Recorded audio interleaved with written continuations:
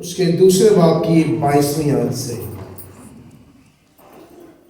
और जब मूसा की शरीयत के मुआफिक उनकी तहारत के दिन पूरे हो गए तो वो यीशु को लेकर यरूशलेम में आए ताकि उसे खुदावंद के आगे हाजिर करे, जैसा कि खुदावंद की शरीयत में लिखा है कि हर एक पहलौठा बच्चा खुदावंद के लिए मखसूस ठहरेगा। और ज़बिया लाए, यानी कुमरियों का एक जोड़ा या कबूतरों के 2 बच्चे, जैसा कि खुदावंद की शरीयत में लिखा है। और देखो, यरूशलेम में शमौन नामी एक आदमी था, और वो रास्तबाज और दीनदार और इस्राएल की तसल्ली का मुंतज़िर था, और रूहुल कुदुस उस पर था। उसे रूहुल कुदुस से आगाही हुई थी कि जब तक तू खुदावंद के ममसू को ना देख ले, मौत को ना देखेगा।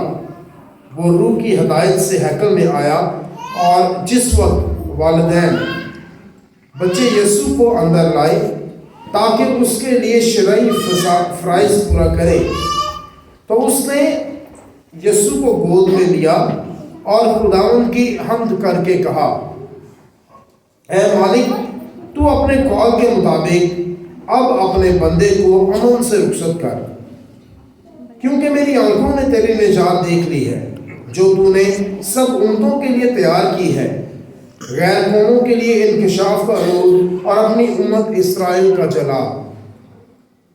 और उसका बाप और उसकी माँ इन बातों पर ताजुब करते थे जो उसके हक में कही जाती थी।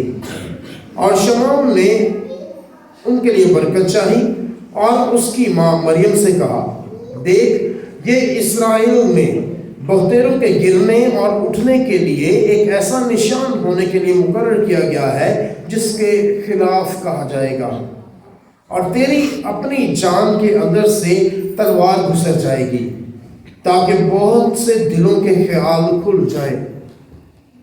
और आशीर के कबीले में से हन्ना बिन्त नौफल एक नबिया थी। वो बहुत उम्र रसीदा थी, और वो अपने कमारपन के बाद 7 बरस तक शौहर के साथ रही, और अब बेवा 84 बरस की थी, और हैकल से जुदा ना होती थी, बल्कि रोज़ों और नमाजों के साथ रात दिन बंदगी करती रहती थी।